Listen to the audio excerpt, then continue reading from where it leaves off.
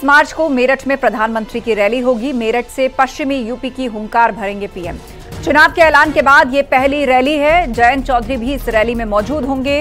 अरुण गोविल हैं बीजेपी प्रत्याशी।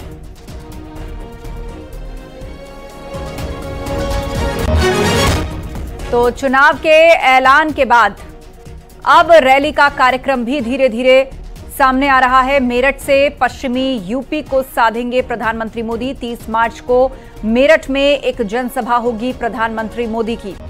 आपको बता दें, मेरठ से बीजेपी ने अरुण गोविल को अपना उम्मीदवार बनाया है। अभिनेता अरुण गोविल, जिन्होंने टीवी सीरियल रामायण में श्री राम का किरदार निभाया था। और प्रधानमंत्री मोदी 30 मार्च को मेरठ में रैली करेंगे। मेरठ से पश्चिमी यूपी की हुंकार भरेंगे प्रधानमंत्री मोदी और तैयारियां उसके लिए शुरू कर दी गई हैं। 30 मार्च को मेरठ में पीएम की रैली होगी। मेरठ से पश्चिमी यूपी में हुंकार भरेंगे प्रधानमंत्री मोदी। चुनाव के ऐलान के बाद ये पहली रैली होगी और इस रैली में जयंत चौधरी भी मौजूद होंगे। और चर्चा के लिए सीधे रुख कर लेते हैं। दिल्ली से हमारे साथ हमारे सहयोगी विनीत जुड़ गए हैं और मेरठ से निखिल अग्रवाल हमारे साथ हैं। इस रैली की क्या तैयारियां होंगी, इस पर हम निखिल से बात करेंगे, लेकिन उससे पहले विनीत का रुख करते हैं। विनीत, चुनाव की तारीखों के ऐलान के बाद ये पहली रैली है और पश्चिमी यूपी के मेरठ को चुना गया है, जहां से प्रधानमंत्री मोदी पश्चिमी यूपी में हुंकार भरेंगे।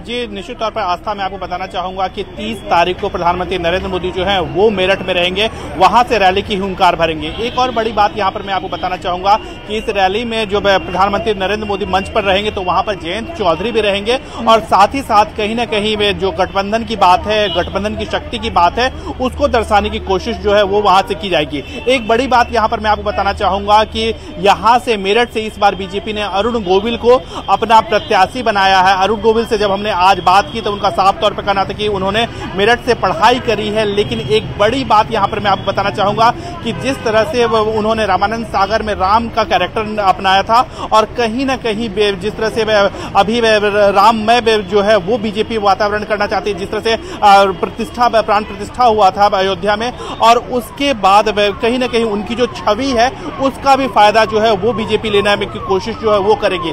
हालांकि अगर हम मेरठ की बात करें तो मेरठ में दूसरे चरण में चुनाव होगा। 26 अप्रैल को जो है वो मेरठ में वोट डाले जाएंगे, लेकिन जो चुनावी रण है, चुनावी रणभेरी जो है, चुनावी हुंकार जो है वो बीजेपी मेरठ से भरेगी, जहां पर प्रधानमंत्री नरेंद्र मोदी रहेंगे और साथ ही साथ जयंत चौधरी भी मंच साझा करेंगे। जी आस्था, बिल्कुल सीधे रुख करते हैं निखिल अग्रवाल का, जो कि मेरठ से हमारे साथ हैं। निखिल, जाहिर सी बात है, चुनाव की तारीखों के ऐलान के बाद जो चुनावी बिगुल फूंका जाएगा उसके लिए मेरठ यानी पश्चिमी उत्तर प्रदेश की धरती पर प्रधानमंत्री मोदी पहली रैली करने जा रहे हैं। क्या तैयारियां हैं, मंच पर कौन कौन नजर आएगा और क्या संदेश इससे निकलेगा? देखिए, पश्चिमी उत्तर प्रदेश की राजनीति का गढ़ मेरठ को कहा जाता है और यह क्रांति का भी शहर है, यानी चुनावी शंखनाद मेरठ से ही फूंका जाएगा। 30 अप्रैल को प्रधानमंत्री रैली करेंगे, उसके पहले कल मुख्यमंत्री का भी दौरा मेरठ में, प्रबुद्ध सम्मेलन को संबोधित करेंगे। इसके अलावा जैसे ही प्रधानमंत्री की रैली का ऐलान हुआ है, चुनावी तैयारियां शुरू हो गई हैं, जगह जगह देखना जाना शुरू हो गया है। वहीं पुलिस अलर्ट मोड पर है और बीजेपी के क्षेत्रीय कार्यालय में भी हलचल बढ़ गई है। अभी कुछ ही देर में क्षेत्रीय अध्यक्ष भी पहुंचेंगे और वहां पर रैली की तैयारियों के लिए समीक्षा बैठक करेंगे। लेकिन एक सबसे अहम बात जो है वो ये है कि इस बार प्रधानमंत्री की रैली में के जो मंच होगा, उस मंच पर आरएलडी सुप्रीमो जयंत चौधरी भी वहां रहेंगे। जयंत चौधरी ने जो वादा किया है जाटलैंड में कमल खिलाने का, तो उस पर उनकी अग्नि परीक्षा भी है। मेरठ चूंकि 14 जो लोकसभा सीट पश्चिम की है, उसको कहीं ना कहीं साधने के लिए प्रधानमंत्री काम करने जा रहे हैं और 30 तारीख को मेरठ से ही चुनावी आगाज करेंगे, चुनावी शंखनाद करेंगे। और सबसे बड़ी बात यह है कि मेरठ लोकसभा सीट से अरुण गोविल को उतारा गया। अरुण गोविल वही शख्स हैं जिन्होंने मेरठ से पढ़ाई तो की है, लेकिन रामायण में राम का किरदार निभाया है और मेरठ को रावण की ससुराल कहा जाता है, यानी रावण की ससुराल में राम, रियल लाइफ के राम चुनाव लड़ेंगे और जनता किस तरीके से उनका स्वागत करेगी आने वाले कुछ दिन में ही पता चल जाएगा। लेकिन अरुण गोविल को लेकर लोगों के मन में उत्सुकता है, अरुण गोविल को लोग चाहते हैं और जिस तरह का माहौल पूरे समूचे उत्तर प्रदेश में चल रहा है या पूरे देश में चल रहा है, राम में जो माहौल है उसमें अरुण गोविल की मेरठ में एंट्री यानी आश्चर्यजनक परिणाम भी आ सकते हैं। बिल्कुल बिल्कुल। और कई तरह के सियासी कयास और चर्चाएं जो हैं वो गलियारों में चल रही हैं। आप दोनों का शुक्रिया चर्चा में शामिल होने के लिए। मेरठ से बीजेपी उम्मीदवार अरुण गोविल ने दिल्ली में पार्टी के दिग्गज नेताओं से मुलाकात की और उस दौरान अरुण गोविल ने कहा कि पीएम मोदी ने इतने विकास कार्य किए हैं कि गिनवाया ही नहीं जा सकता। कि उनको गिनाया नहीं जा सकता। मतलब इतने काम, जितने काम हमारे आदरणीय प्रधानमंत्री ने कर दिए हैं इन सालों में, मुझे नहीं लगता अगर उसके आगे एक जीरो भी लगाई जाए तो उतने सालों में वो काम हो पाते। इतना उन्होंने काम कर दिया है। उनकी जो इच्छा है, जो विल पावर है, उनकी जो एनर्जी है, वो आज तक किसी भी नेता में, किसी भी पॉलिटिशियन में देखने को नहीं मिली। और मुझे वो पॉलिटिशियन नजर ही नहीं आते। अब तो काम तो देखिए इतने हुए हैं कि उत्तर प्रदेश की 80 लोकसभा सीटों पर जीत दर्ज करने के लिए बीजेपी ने अपने सबसे भरोसेमंद चेहरे और स्टार प्रचारक मुख्यमंत्री योगी आदित्यनाथ को उतारा है।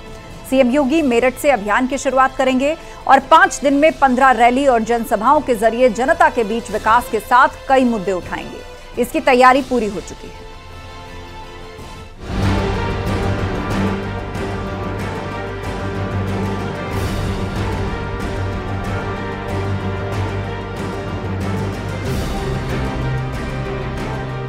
पूरब से पश्चिम तक, उत्तर से दक्षिण तक चुनावी बिसात बिछ चुकी है। हर सीट पर जातीय सामाजिक समीकरण सेट हो चुका है और उस अभियान को भी आगे बढ़ाया जा रहा है जिससे लाभार्थी वर्ग को साधा जा सके, गरीब, किसान, नौजवान को जोड़ा जा सके। अब इसके लिए यूपी के मुख्यमंत्री और बीजेपी के फायर ब्रांड नेता योगी आदित्यनाथ चुनावी मैदान में उतरने वाले हैं, जिसकी शुरुआत कान्हा की नगरी मथुरा से होने वाली है।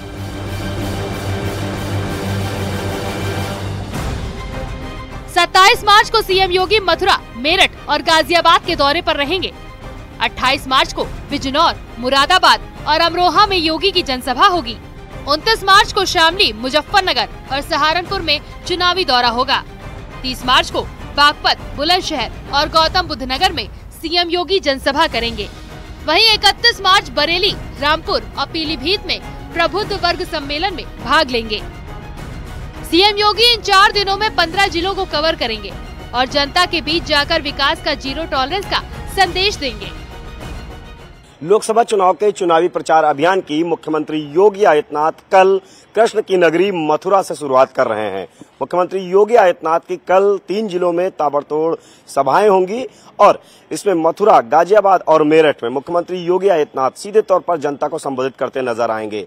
मुख्यमंत्री योगी आदित्यनाथ की सभाएं 27 मार्च से 31 मार्च तक लगातार जारी रहेंगी और एक दिन में वो 3 जिलों में सभाएं करेंगे। जाहिर सी बात है कि मुख्यमंत्री योगी आदित्यनाथ उत्तर प्रदेश में चुनावी प्रचार अभियान की कमान संभाले हुए हैं। दरअसल सीएम योगी इस चुनाव में सभी 80 सीटों को जीतने का दावा कर रहे हैं, जिसके लिए उन्होंने मुद्दे भी सिलेक्ट कर लिए हैं। यूपी में बेहतर कानून व्यवस्था, जीरो टॉलरेंस की नीति, माफिया पर एक्शन, यूपी में रोजगार की बहार, गरीबों को मुफ्त अनाज, किसानों का बिजली बिल माफ और यूपी में निवेश क्रांति। ये वो तमाम मुद्दे हैं जिसके दम पर बीजेपी 80 में 80 का दावा कर रही है और हर वर्ग, हर समुदाय को साधने की तैयारी कर रही है।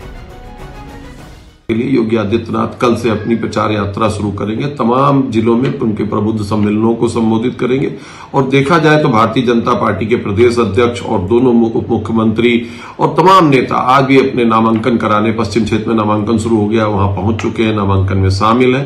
भारतीय जनता पार्टी के सभी क्षेत्रों में रैलियां होंगी और उन रैलियों को सभी बड़े नेता संबोधित करेंगे। प्रदेश का कोई भी कोना छूटेगा नहीं और स्वयं योगी आदित्यनाथ 80 लोकसभा को संबोधित करेंगे। इसी के साथ यूपी में बड़े नेताओं की रैलियां और जनसभाएं शुरू हो जाएंगी। सीएम योगी की यूपी में हर लोकसभा सीट पर रैलियां कराने की तैयारी है, यानी कि योगी आदित्यनाथ की 80 से ज्यादा रैलियां होंगी। इसके अलावा प्रधानमंत्री मोदी, केंद्रीय गृह मंत्री अमित शाह, राष्ट्रीय अध्यक्ष जेपी नड्डा और दोनों डिप्टी सीएम समेत तमाम दिग्गज नेता रैलियां करते नजर आएंगे और उन मुद्दों को जनता के सामने रखेंगे जिसकी गारंटी पीएम मोदी दे चुके हैं। Bureau report news 18।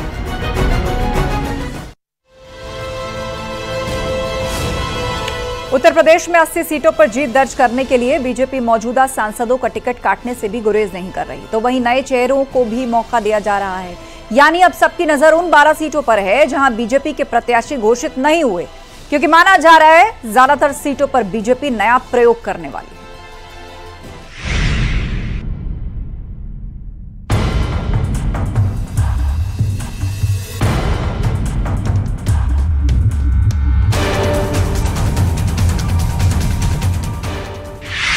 Uttar Pradesh में मिशन 80 को साधने के लिए अब तक बीजेपी ने कुल 63 प्रत्याशियों के नामों का ऐलान कर दिया है।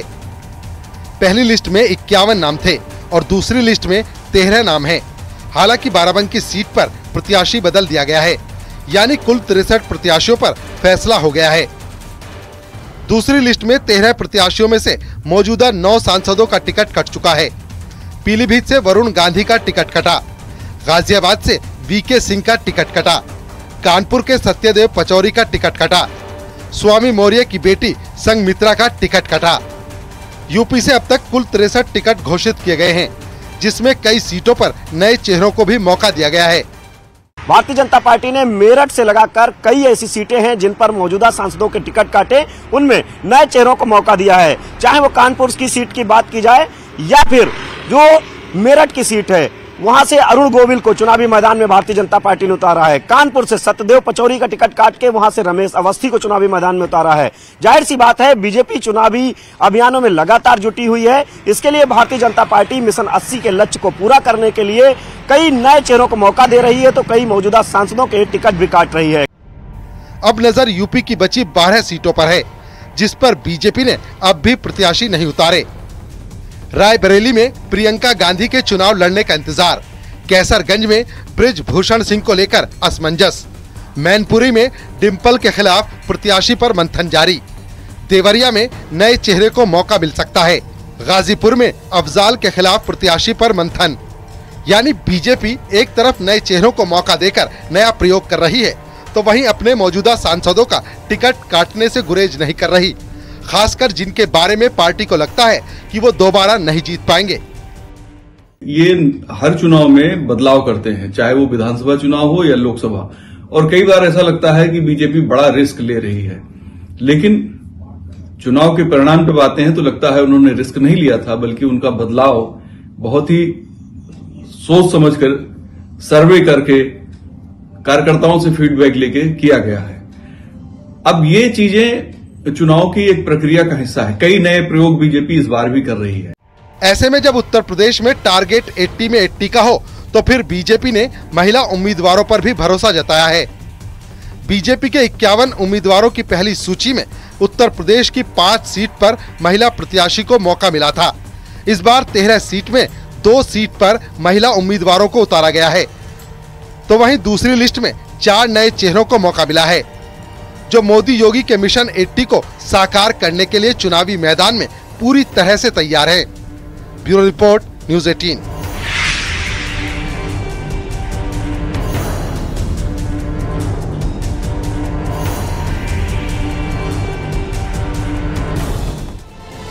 पीलीभीत से वरुण गांधी का टिकट कटने के बाद अब कांग्रेस नेता अधीर रंजन चौधरी ने उन्हें कांग्रेस में आने का ऑफर दिया है।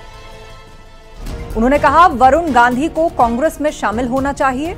अगर वो कांग्रेस में आते हैं तो हमें खुशी होगी। वरुण गांधी एक कद्दावर और बेहद काबिल नेता है। उनका गांधी परिवार से संबंध है, इसीलिए बीजेपी ने उन्हें टिकट नहीं दिया। आना तो चाहिए, आने से खुशी होंगे। बड़े कद्दावर नेता है, बड़े शिक्षित आदमी है और उनकी छवि बड़ी स्पष्ट है, साफ सुथरा छवि है और गांधी परिवार के साथ उनका जुड़ाव है, इसीलिए उनको टिकट देने में इनकार किए आज की बीजेपी पार्टी। तो फिलहाल मुझे तो लगता है उनको आना चाहिए, वो आने से हम बड़े खुशी होंगे। लोकसभा चुनाव के पहले चरण के लिए नामांकन का कल आखिरी दिन है। उत्तर प्रदेश में पहले चरण की 8 सीटों के लिए नामांकन में अब तक कोई खास उत्साह नहीं दिखा था। आज मुरादाबाद और मुजफ्फरनगर में बीजेपी प्रत्याशियों ने अपना नामांकन दाखिल किया। मुरादाबाद में सर्वेश सिंह ने पर्चा दाखिल किया। इस दौरान मौजूद रहे बीजेपी प्रदेश अध्यक्ष भूपेंद्र चौधरी ने कहा कि प्रदेश की सभी 80 सीटों को जीतेंगे। उधर मुजफ्फरनगर में बीजेपी प्रत्याशी संजीव बालियान ने भी अपना नामांकन पत्र भर दिया है। इस दौरान डिप्टी सीएम ब्रजेश पाठक भी उनके साथ मौजूद रहे। संजीव बालियान में 2014 और 2019 में भी मुजफ्फरनगर सीट से जीत दर्ज की थी। कल आखिरी दिन इन 8 सीटों पर नामांकन में तेजी दिख सकती है।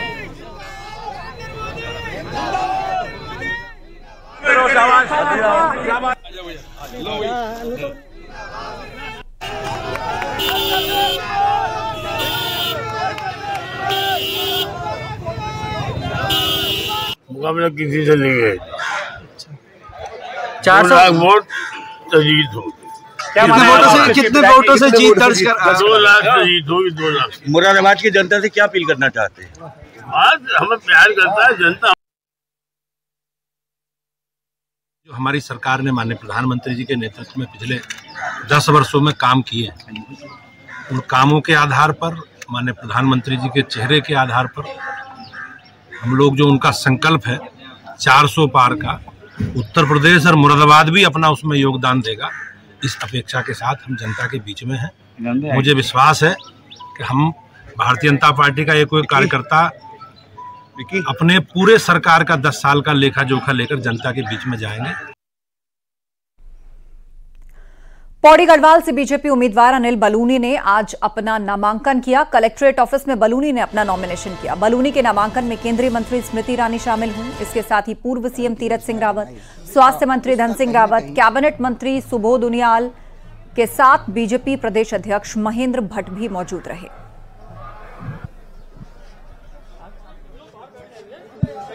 गढ़वाल संसदीय सीट से बीजेपी के प्रत्याशी राज्यसभा सांसद अनिल बलूनी ने आज तमाम मंत्रियों विधायकों की मौजूदगी में अपना नॉमिनेशन फाइल किया। हमारे साथ अनिल बलूनी मौजूद हैं। सर, इस दौरान हमने देखा कि आप गांव-गांव घूम के आए, ग्राउंड लेवल पर आपने लोगों से बातचीत की, क्या कुछ आपको लगता है? देखिए, बहुत स्पष्टता से दिख रहा है कि जनता ने चुनाव को अपने हाथ में ले लिया और जनता अब चुनाव जिताने पे लग गई है। अब जब चुनाव जनता लड़ती है और चुनाव प्रचार जनता करती है तो किस तरह का माहौल होता है आप सब जानते हैं। हमने अपने जीवन काल में इस प्रकार का माहौल इससे पहले कभी किसी चुनाव में नहीं देखा कि जनता खुद अग्रसर होके और चुनाव जिताने के लिए लग गई है। पूरे देश के अंदर मोदी जी को पुनः प्रधानमंत्री बनाने की, देश के अंदर जो विकास की भूख है और बढ़ रही है और निश्चित तौर पे ये जो आने वाला 5 साल है इसमें एक नया भारत आप देखेंगे, विश्व में सबसे मजबूत भारत आप देखेंगे और बहुत ही मजबूत गढ़वाल और मजबूत उत्तराखंड आप लोग आने वाले 5 सालों में देखेंगे। कल आपने अपने पैतृक गांव में होली का कार्यक्रम भी मनाया, क्या कुछ आपको देखने को मिलता? आपका पहला अभियान भी रहा है कि गांव चलो, आप अपने वोटर लिस्ट में अपना नाम जोड़ो। मेरा प्रयास रहता है कि मैं कभी साल में एक आध त्योहार अपने गाँव में जाके मनाऊं और उसको करूं और मैं उसमें लगा भी हूं। उत्तराखंड के गांव को फिर से खुशहाल बनाना है, उसके लिए मैं लगातार प्रयासरत रहूंगा। एक लास्ट सवाल, आप लोगों से लगातार ये वादा भी कर रहे हैं कि उनकी जो समस्याएं हैं उनको हम दूर करेंगे, मैं कहता कम हूं, काम करके दिखाऊंगा, कितना चैलेंजिंग होगा ये पूरा? कोई चैलेंज नहीं। हम लोगों को आदरणीय प्रधानमंत्री जी के साथ हम लोगों को आदत है परिश्रम की पराकाष्ठा करने की और हम लोग मेहनत करेंगे और अच्छा गढ़वाल बनाएंगे और मेहनत करके यहाँ लोगों को और समृद्धशाली बनाएंगे। Thank you sir. तो अनिल बलूनी अपना नॉमिनेशन करा चुके हैं। अनिल बलूनी का कहना है कि वो संसद में पहुंचकर गढ़वाल के विकास के लिए काम करेंगे, लोगों की समस्याओं को दूर करने का काम करेंगे। कैमरा पर्सन संदीप नेगी के साथ सुनील नौप्रभात, न्यूज 18 पौड़ी। मैम, आज नॉमिनेशन कराते हैं। अब की बार 400 पार ये जय घोष आज आपने हर गली में, हर नुक्कड़ पर, हर नागरिक के मुख से सुना। अनिल बलूनी जी को मैं हार्दिक शुभकामनाएं प्रेषित करती हूं।